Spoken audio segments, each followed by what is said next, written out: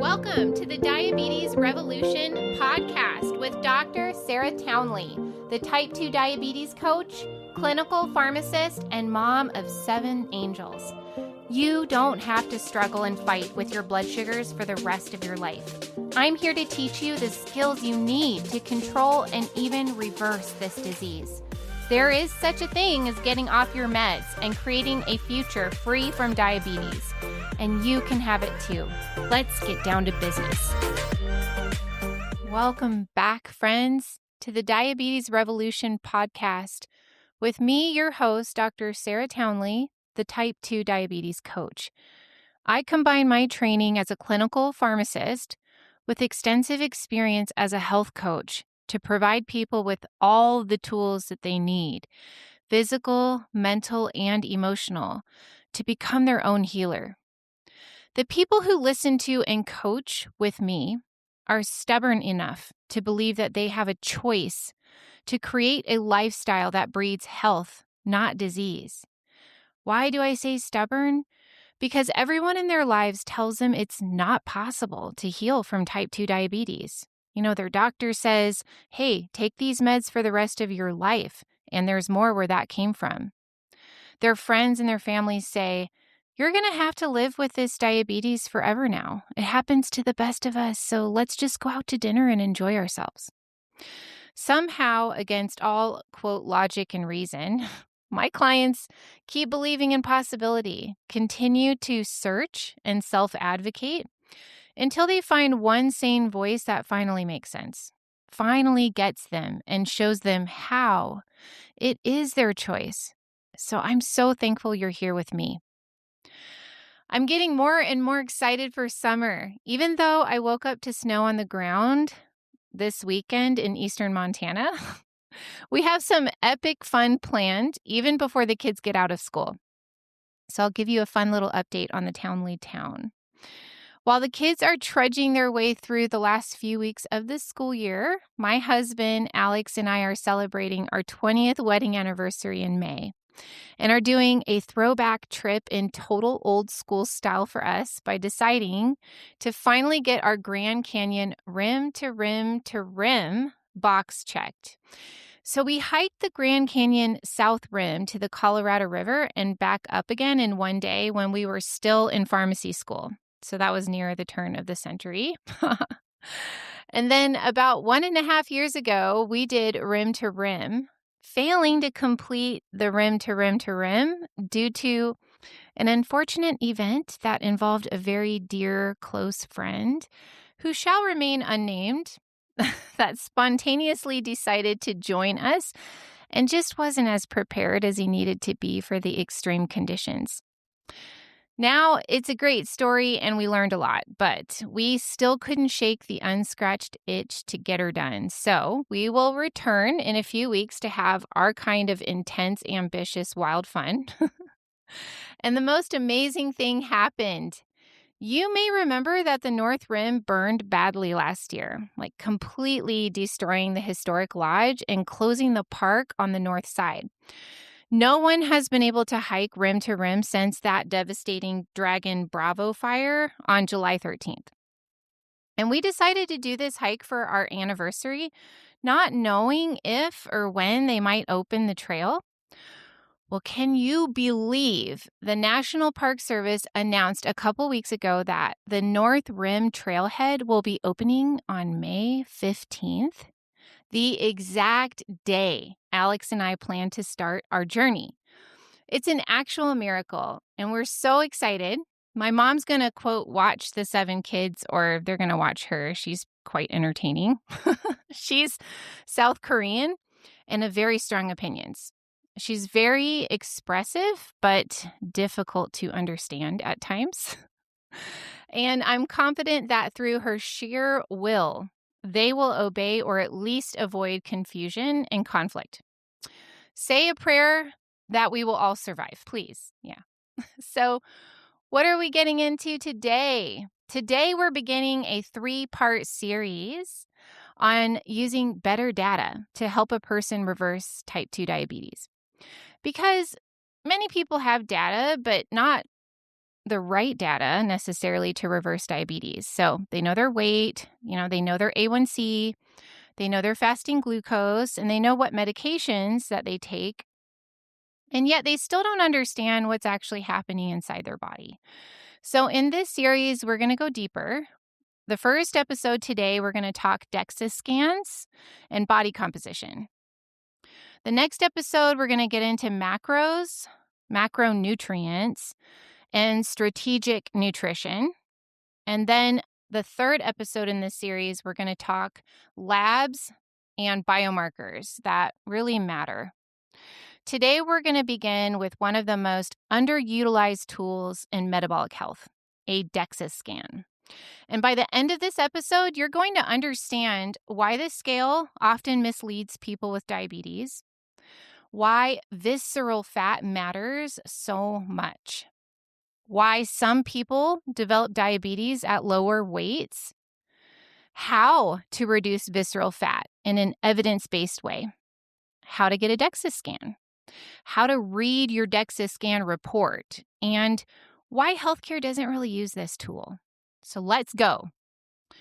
Most people trying to reverse type 2 diabetes are emotionally trapped by one number, the scale. And the scale is really failing people. It can go up and it can ruin their day. It can go down and create false confidence. But the scale only tells you one thing: total body weight. It does not tell you how much is fat, how much is muscle, how much is water, where fat is stored, super important in metabolic disease, whether insulin resistance is improving, whether you're becoming metabolically healthier. Like, two people can both weigh 200 pounds while their body composition is vastly different.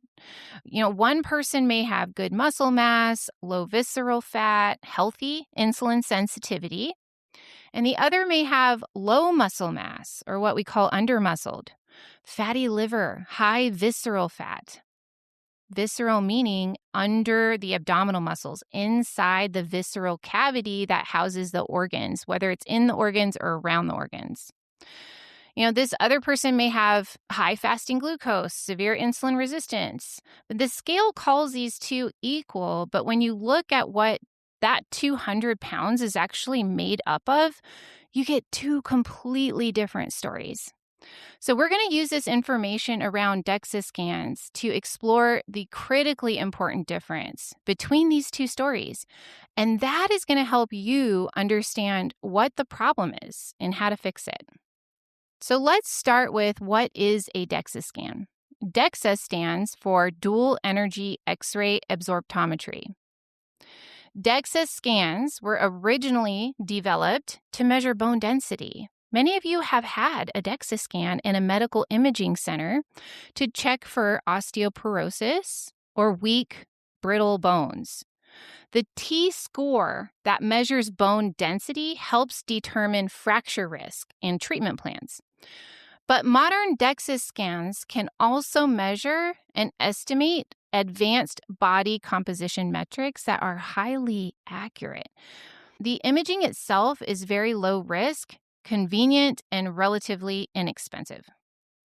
DEXA can accurately report body fat percentage, lean mass, bone mass, fat mass, regional body composition, comparing composition of different regions of your body, which can show you if you're more apple-shaped or pear-shaped, as that has bearing on cardiovascular risk.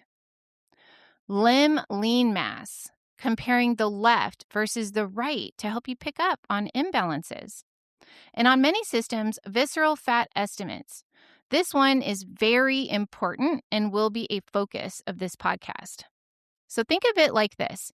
The scale tells you what you weigh. DEXA tells you what you're made of. And for someone reversing diabetes, that difference matters tremendously. Now let's talk about something few people understand. Body fat is not inherently bad. Body fat is a normal and protective energy storage system. Your body's trying to keep you alive. That's its number one priority. When energy intake exceeds energy use over time, the body's going to store that excess fuel. And the body prefers to store it first in relatively safer places where fat is supposed to be stored. And that's in the subcutaneous fat sites. This is the fat under the skin. It can be stored in hips, thighs, buttocks, abdomen, under your arms, lots of different areas under the skin. This is generally a safer storage depot than storing fat inside the organs. But every person has a different capacity for this. Some people can expand subcutaneous storage more easily, right? You've seen people who can gain hundreds of pounds, and others just can't. And when safer storage sites reach capacity, what your body is designed to allow, called your personal fat threshold, the body resorts to using less ideal storage sites. This is where visceral fat enters the picture. Visceral fat is fat stored deep in the abdominal cavity, inside and around the organs. Subcutaneous fat is the fat you can grab and jiggle, squeeze, and bite on your baby. Visceral fat is located under the muscle. You can think of it as like overflow storage. When the body is struggling with ongoing energy excess, insulin resistance, stress hormones, inactivity, poor sleep, genetics, menopause, or limited safe storage capacity, fat may increasingly accumulate around the abdominal organs, in the liver, in the pancreas, and even in the muscle. This matters because visceral fat is strongly associated with metabolic dysfunction. It creates that apple shape that correlates strongly with cardiovascular disease. That means strokes and heart attacks. Have you ever seen like a tight beer belly, right? I remember as a pharmacist teaching people to give their first insulin injections. And this one man, I recall, had this huge belly under his shirt. And when he lifted his shirt to find a good place to inject, he couldn't barely pinch the overlying fat layer because his belly was so round and so tight. It was all visceral fat. He had skinny arms, he had skinny legs, no butt, and all his fat was inside his belly. So why did his body store fat like that? There are many reasons. The biggest factor is probably genetics, because this determines the blueprint for where your body will allow fat storage and what its capacity is set to. This is one of the most misunderstood truths in diabetes. Some people develop type 2 diabetes while only mildly overweight. Why is that? Because it's not only about how much fat someone has, but it's also about that personal fat threshold, how much fat your body will allow you to store. It's about genetic susceptibility, your genetic predisposition to developing diabetes. It's about your muscle mass, the main furnace that burns energy so you don't store it.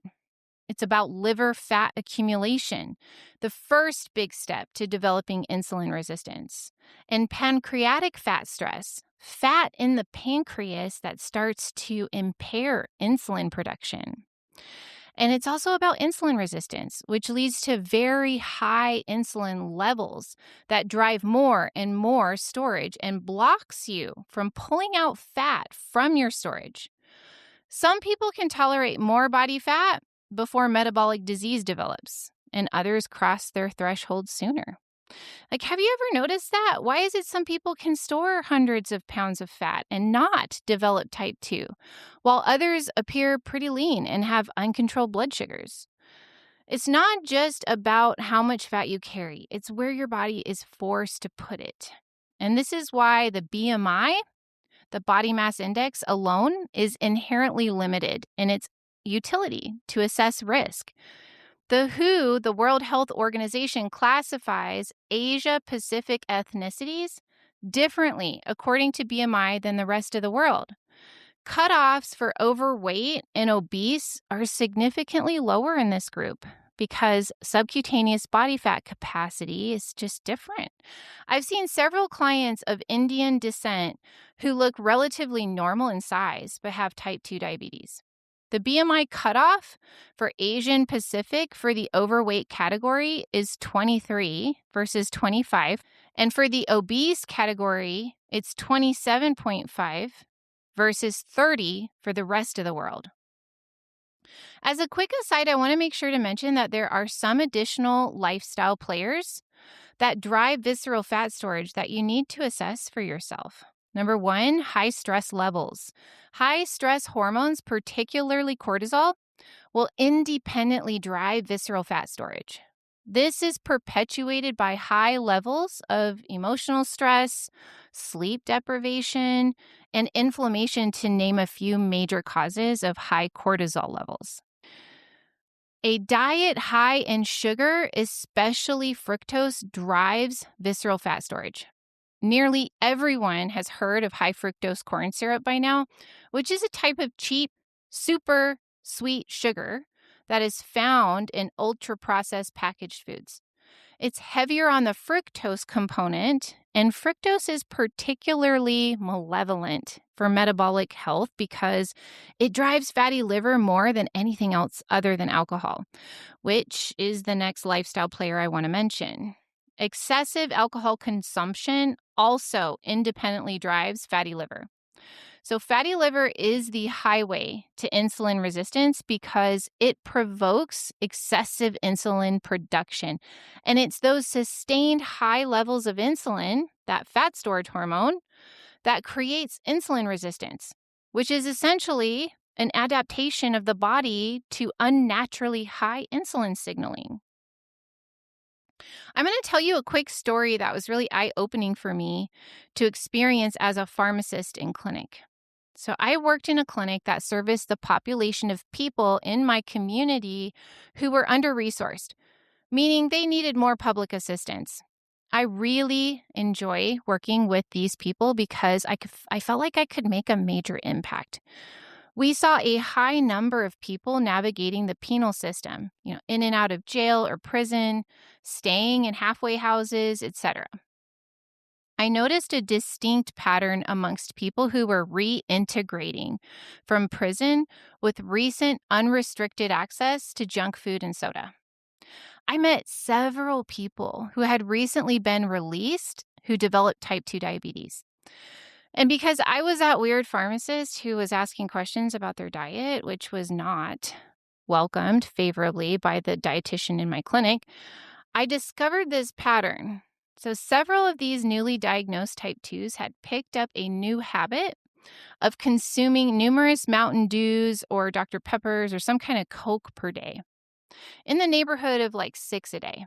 I remember one person being diagnosed in a period of 6 weeks post-release.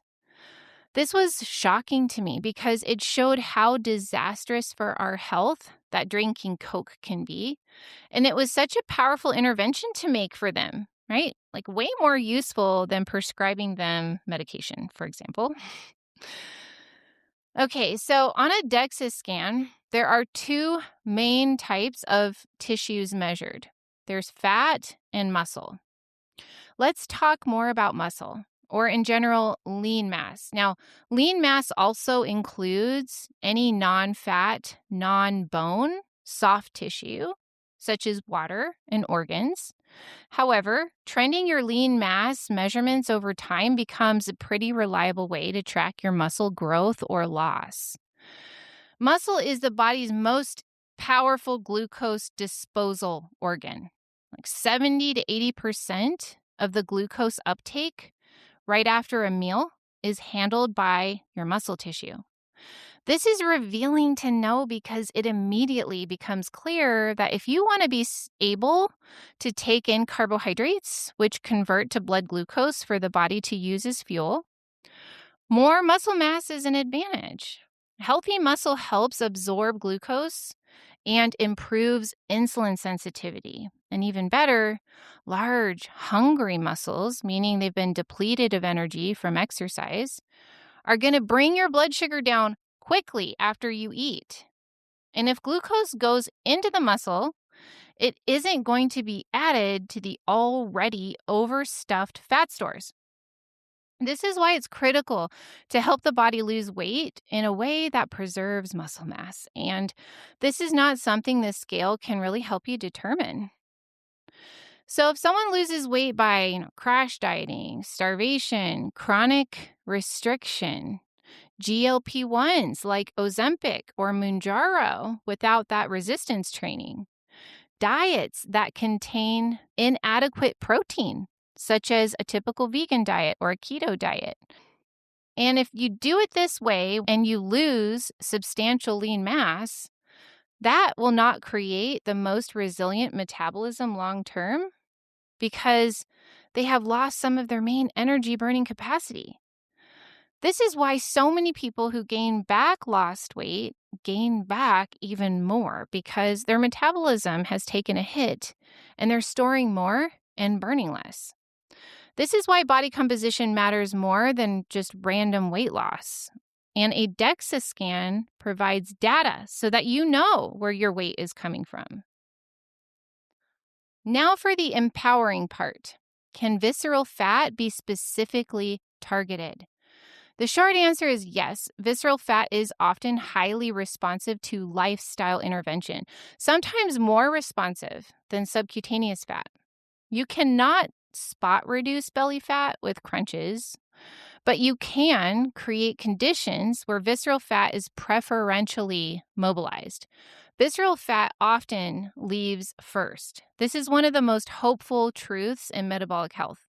So visceral fat is metabolically active. Compared with subcutaneous fat, it tends to have higher blood flow, be more hormonally responsive, release fatty acids more readily, meaning it'll break down easier so the body can get to it and use it.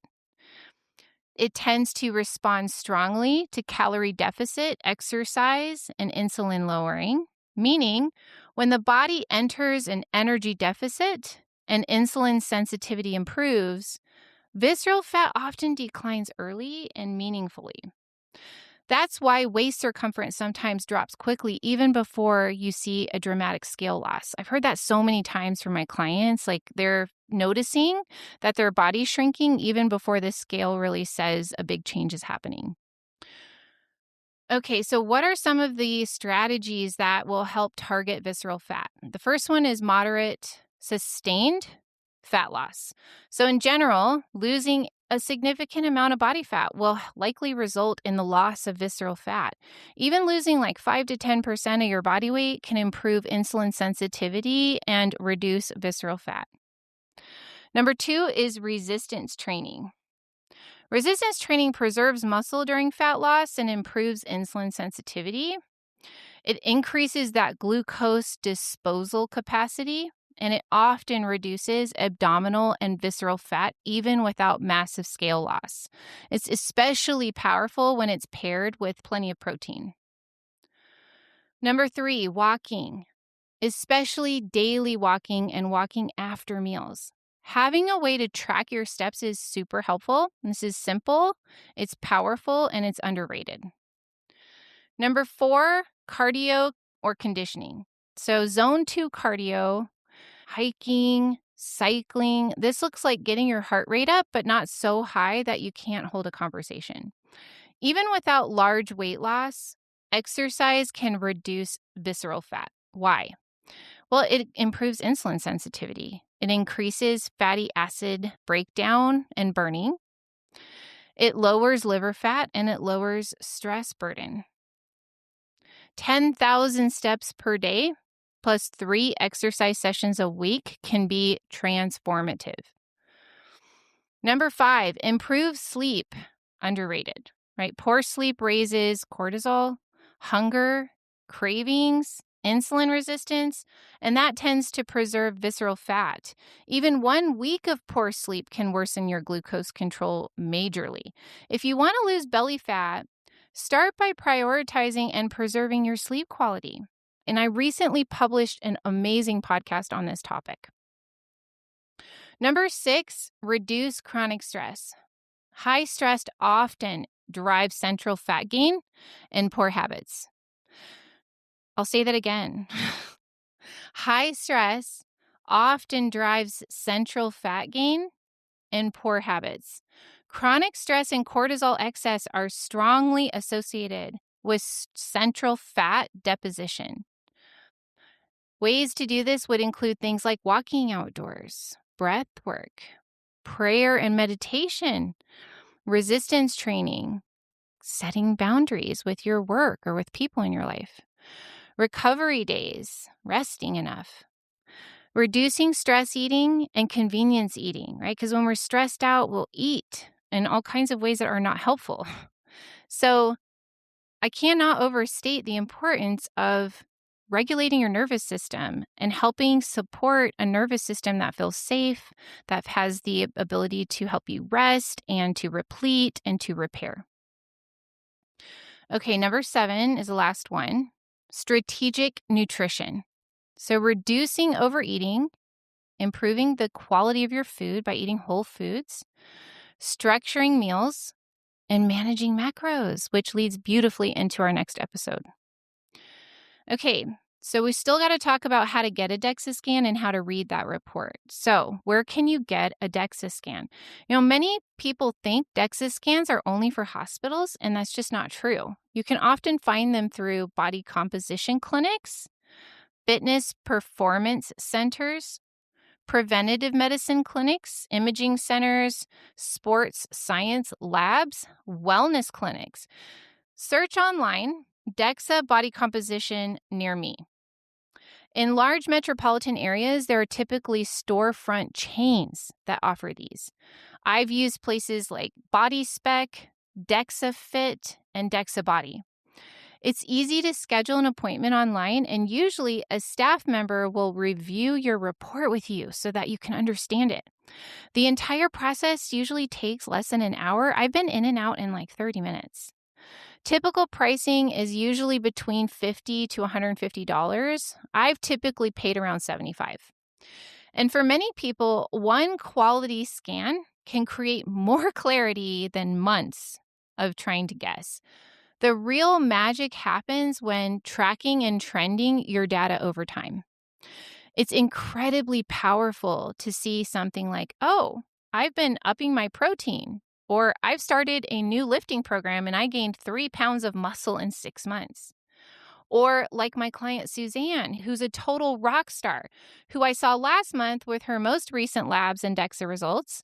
She's lost 30 pounds and 3.3% of her body fat since her last scan 10 months ago. Plus her third A1C of 5.4% in a row. And her fasting insulin level is now at goal at 4.9. Which was down from 37.3 when she started with me. We'll get into labs in detail as part of this series of podcasts. Okay, so let's talk reports. Most reports include color-coded schematics of your body, graphs, and data that tell you your body weight, fat mass, lean mass, the body fat percentage, visceral fat, bone density scores, which are also T-scores. It'll give you your regional analysis, which tells you where your lean and fat mass are located and what kind of distribution your body stores fat, aka apple versus pear shapes. Regional analysis also gives you your arms and your legs reported specifically, left versus right, to help you see any imbalances. The report's also going to give you a visceral fat estimate. On many modern DEXA scan systems, the software estimates the amount of visceral adipose tissue, or VAT, in the abdominal cavity. This is the fat stored inside the abdomen around the organs, not the fat directly under the skin.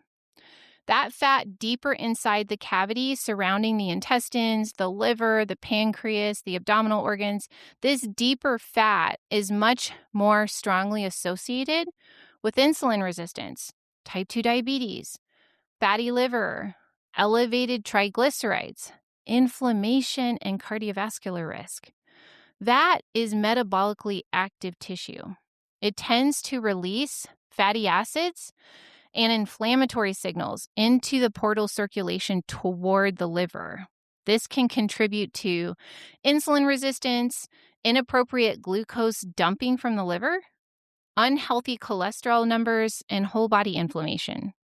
So visceral fat doesn't just sit there. It stirs up a biochemistry shitstorm all day. So how much visceral fat is healthy? Your report will help you gauge that by giving you general public norms, but there isn't a clear standardized cutoff as a reference range like what you would see on lab reports. It's typical to see a healthy range reported for a woman as under 1 pound or about 500 grams, and for men as under 2 pounds or 900 grams. Men seem to just carry more visceral fat than women. But because this is an estimate and there aren't universal, normal ranges established, the real picture comes into clarity when you trend measurements over time and interpret trends alongside other important markers of metabolic health, such as your triglycerides, your fasting insulin level, and your HbA1c. There isn't a magical visceral fat number where everything suddenly becomes healthy, but there is a very clear pattern. When visceral fat's coming down, metabolic health is usually improving, especially when the lean mass is stable or improving. One scan is a snapshot, but 2 scans form a motion picture. Okay, so for the last question, why doesn't healthcare use the DEXA scan to its fullest utility? You might be wondering that. It's a good question. If it's so useful, why doesn't every doctor use it? Because healthcare systems are just optimized for speed, cost efficiency, reimbursement, and standardization. And they're also optimized for disease management.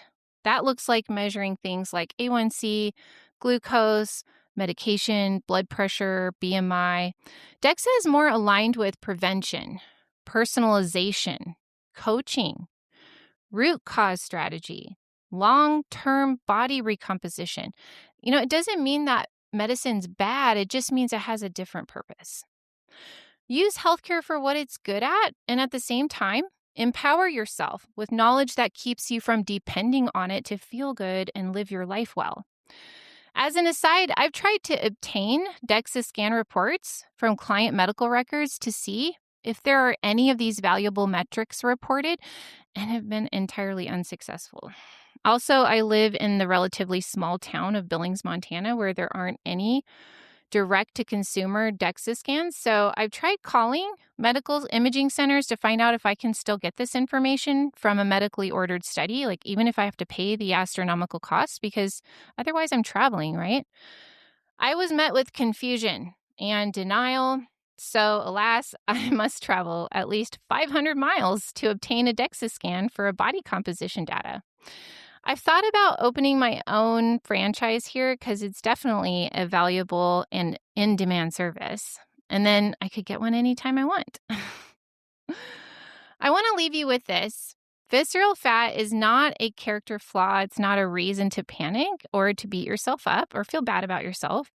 It's just biology responding to inputs over time. And biology can change. I believe that you can leverage it to gain even more awareness of the things that can empower you to intentionally create the excellent state of health that's available to you if you're willing to prioritize it and choose it every day. It's just data. It doesn't mean anything until you decide what to make it mean. I get excited for any data, even when it's not pretty, because it helps me know where I am and what direction I'm moving in. Wouldn't it be powerful to know where your work is? Are you under-muscled? Are you carrying a significant amount of sick fat in your organs? Are you dropping the wrong kind of weight? Knowing these things can give you awareness to do something about it. You cannot fix problems you're unaware of. Now, once you understand body composition, the next question becomes, how do you actually eat in a way that reduces visceral fat, preserves muscle, controls hunger, and improves blood sugar? That's where most people get lost, and that is exactly what we are covering next time. You may have heard people talking about macros to lose weight, macros to build muscle, macros for body recomposition. Like there's some magic formula you need to follow in order to become healthy. In the next episode, we're going to focus on macros and metabolism and how to use this tool to eat strategically to reverse type 2 diabetes. So we're going to break down proteins, carbs, fats, meal structure, how to eat for satiety. Let's make it super simple so that you can decide if this is a form of data that you want to leverage to heal diabetes and create a metabolically healthy body.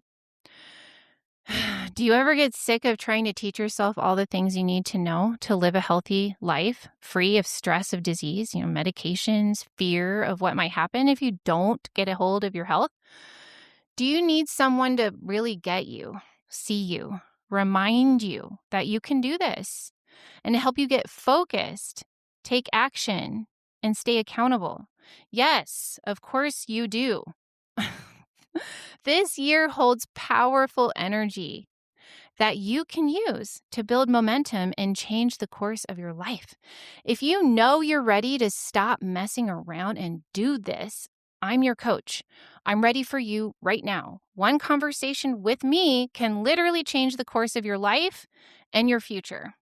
You can apply to work with me on my website, sarahtownley.com. I'll see you on the next episode. Okay, don't leave yet. You're going to want to hear about this. If you love my podcast, if I'm the only sane voice you've found on this subject, if I've already helped you, you need to check out my online course. It's a start-to-finish, step-by-step video course that teaches you all the tools you need to know to beat this disease. You can find it on my website, sarahtownley.com. along with lots of other free tools that will make taking care of your diabetes so much easier. So get over there right now. See you there. Free audio post-production by alphonic.com.